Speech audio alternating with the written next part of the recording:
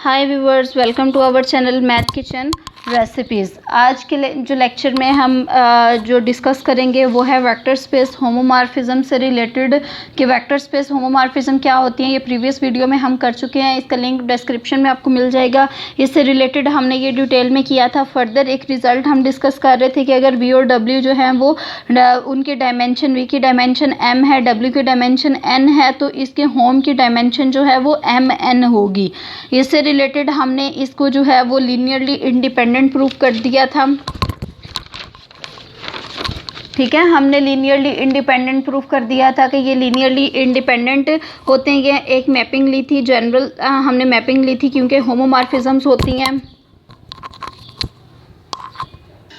ठीक है, तो ये हमने जनरल एक मैपिंग ली थी टी आई जे, सारी की सारी होमोमॉर्फिज्म्स हमने ली थी वी से डब्ल्यू की तरफ। उस पर हमने इस तरह से ये मैपिंग डिफाइन की थी और फिर हमने ये फर्दर ये शो किया था कि ये हमारे पास ये वाली जो मैपिंग है ये सबसे पहले वेक्टर एडिशन, स्केलर मल्टीप्लिकेशन की प्रॉपर्टीज़ पे होल्ड करती है कि नहीं कर, इस पे जो है ये लीनियर ट्रांसफॉर्मेशन है कि नहीं, क्योंकि ये इसमें सारी की सारी लीनियर ट्रांसफॉर्मेशंस होती हैं। अगर कोई हम जनरल मैपिंग लेते हैं तो उसका भी लीनियर ट्रांसफॉर्मेशन होना ज़रूरी है। अगर ये लीनियर ट्रांसफॉर्मेशन होगी तो ये हमारे पास होम से बिलोंग करेगी। मेंस होम में जो है वो हमारे पास इस तरह की लीनियर ट्रांसफॉर्मेशन कोई भी जनरल थी ये होगी। अब देखिए इसके एलिमेंट्स आई जो है वो हमारे पास इसके लिए v के लिए है और w के लिए जो है वो j है। v की बेसिस जो है उसमें m, v की डायमेंशन m है और w की जो डायमेंशन है वो हमारे पास है, v की डायमेंशन हमारे पास m है और w की डायमेंशन n है। इसका मतलब है जो हमने जनरल एलिमेंट लिया है उसमें जो है वो mn एलिमेंट्स होंगे।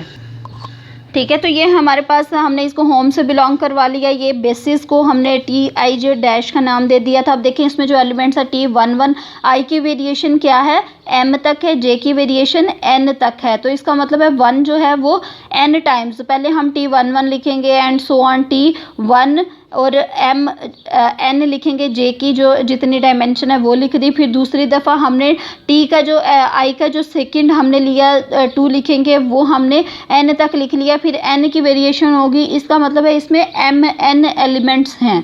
ठीक है, अब हमने ये शो करना है कि ये वाली जो टी आई जे डैश है ये हमारे पास होम की बेसिस बनाती है। इसको लीनियरली इंडिपेंडेंट हमने प्रीवियस लेक्चर में प्रूफ कर लिया है। आज हम करने जा रहे हैं कि क्या ये हमारे पास स्पैनिंग सेट भी बनाती है कि नहीं है, क्योंकि बेसिस के लिए 2 प्रॉपर्टीज़ का होना ज़रूरी है, एक तो लीनियरली इंडिपेंडेंस और दूसरा स्पैनिंग सेट। स्पैनिंग सेट क्या होता है कि अगर हम जो सेट है जिसको हमने लीनियरली इंडिपेंडेंट प्रूफ करना है, जिसको हमने बेसिस फाइंड आउट करनी है, उसका कोई भी एलिमेंट लें तो वो हमारे पास लीनियरली इंडिपेंडेंट जो सेट है उसके लीनियर कॉम्बिनेशन में लिख सकें। ठीक है, तो बी एनी एलिमेंट, ये हमने टी जो है वो कोई भी एलिमेंट लिया है, किसका, hom of V comma W का एलिमेंट लिया है। अब देखें ये कोई भी एलिमेंट है, टी जो है ये हमें पता है कि होम में जितने भी एलिमेंट्स हैं वो बेसिकली लीनियर ट्रांसफॉर्मेशन है वी से W की तरफ। तो हमने T को जो है वो V से W की तरफ जो है वो लीनियर ट्रांसफॉर्मेशन में लिख दिया। Now we show that T is a linear combination of T I J dash. अब हम ये शो करेंगे कि ये हमने बेसिस के जो एलिमेंट्स थे उसके लिए उसके सेट को हमने टी आई जे डैश लिखा था। तो हम देखेंगे कि ये जो हमने जनरल एक एलिमेंट इसका लिया है कि क्या ये इसकी लीनियर कॉम्बिनेशन में हम लिख सकते हैं। उसके लिए हम देखते हैं कि अगर हम v का एलिमेंट लें तो इसका जो इमेज है वो डेफिनेटली w में जाएगा। ठीक है, w में जाएगा ना, और w की जो बेसिस हमने लिए हैं वो कितनी है, w की जो हमने बेसिस ली हुई हैं, अब देखें w की जो हमने बेसिस ली थी वो तो थी n। तो इसका मतलब है कि इस v का कोई भी एलिमेंट होगा उसको w का कोई भी एलिमेंट होगा उसको w के जो है वो बेसिस के लीनियर कॉम्बिनेशन में लिख सकते हैं। तो फिर हमने लिख दिया कि t of v1 is equal to α11 w1 plus α12 w2 plus and so on α1 n wn हमने ले लिया। ठीक है, क्योंकि w की जो बेसिस हैं वो हमारे पास n एलिमेंट्स थे तो हमने ये ले लिया। इसके अलावा अगर हम कोई भी एलिमेंट लेते हैं टी नॉट को, कोई और एलिमेंट अगर हम लेते हैं, ये किसका एलिमेंट लेते हैं हम, ये हमने कोई भी एलिमेंट लिया टी नॉट जो कि होम का एलिमेंट है, hom of T comma V का एलिमेंट है, कोई और हमने एक एलिमेंट लिया तो इसको हम लिख सकते हैं लीनियरली इंडिपेंडेंट वेक्टर्स के लीनियर कम्बिनेशन में। अभी हमने देखा कि ये वाले हमारे पास टी एम एन जो थे वो जितने भी ये वाले एलिमेंट्स थे ये लीनियरली इंडिपेंडेंट थे। तो ये हमारे पास हो गया alpha 1 1 T 1 1 plus alpha 1 2 T 1 2 plus and so on alpha 1 N T 1 एन प्लस। अब देखिए आई की वेरिएशन ये आई जे की फॉर्म में है। बेसिकली आई की वेरिएशन जो है वो हमारे पास m तक है, j की वेरिएशन n तक है। तो पहले हमने i और j को 1 1 लिखा, नेक्स्ट हम i और j की सारी वैल्यूज़ के लिए इनको लिखेंगे। लास्ट वाली टर्म हमारे पास ये वाली आ गई, ठीक है। अब ये वाले जितने भी अल्फा आइज़ हैं ये जिस तरह से हम लीनियरली इंडिपेंडेंट प्रूफ कर चुके हैं सेम वही वाले हमने लिए हैं, ठीक है, वही वाले लिए हैं। अब देखें अगर हम टी नॉट ऑफ v1 लें, टी ऑफ v1 हमारे पास इसके इक्वल है ना। अब अगर हम टी नॉट ऑफ v1 लें इसके साथ अगर हम v1 सबके साथ लगा दें तो ये हमारे पास लीनियर ट्रांसफॉर्मेशन है तो सबके साथ इंडिविजुअली अप्लाई हो जाएगा। अब इसके लिए जो हमने मैपिंग की थी वो तो ये वाली थी कि अगर हमारे पास टी आई जे वी के हो, अगर तो आई और के ये वाला आई और ये वाले के इक्वल हैं तो हमारे पास जो v में जो स्केलर्स आते थे वो लैम्डा आई और w आई आ जाते थे, जो उसकी रेंज का जो सेट होता था, जो स्पेस होती थी उसके जनरल हमारे पास एलिमेंट्स आते थे। अगर तो ये इक्वल नहीं थे होते तो ये ज़ीरो आते थे, ठीक है। तो यहाँ पे देखते हैं कि हमारे पास अगर तो बात करें अल्फ़ा 1 1 की टी 1 1 v1 ये वाला 1 इस 1 के इक्वल है तो हमारे पास इसका जनरल एलिमेंट अल्फ़ा 1 1 और w1 आ गया, ठीक है। इसी तरह से हमारे पास जब भी ये वाला 1 और ये वाला 1 आपस में इक्वल आएगा तो जो एलिमेंट्स रह जाएंगे वो हमारे पास सिर्फ यही रह जाएंगे, बाकी हमारी मैपिंग के थ्रू ज़ीरो हो जाएंगे।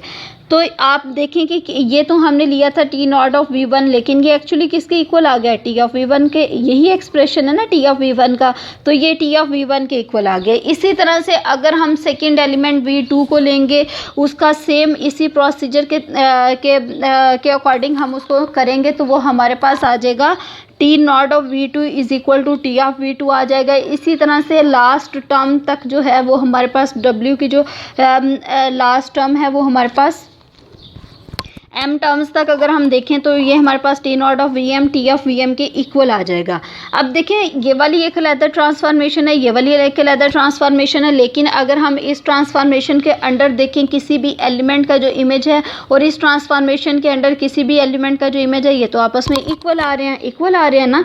तो इसका मतलब है ये वाली जो ट्रांसफॉर्मेशन है इस ट्रांसफॉर्मेशन के इक्वल है, लेकिन टी नॉट जो थी वो तो लीनियर कम्बिनेशन थी of members of T I J dash, जो कि हमने बेसिस का सेट जो था वो सपोज किया हुआ था।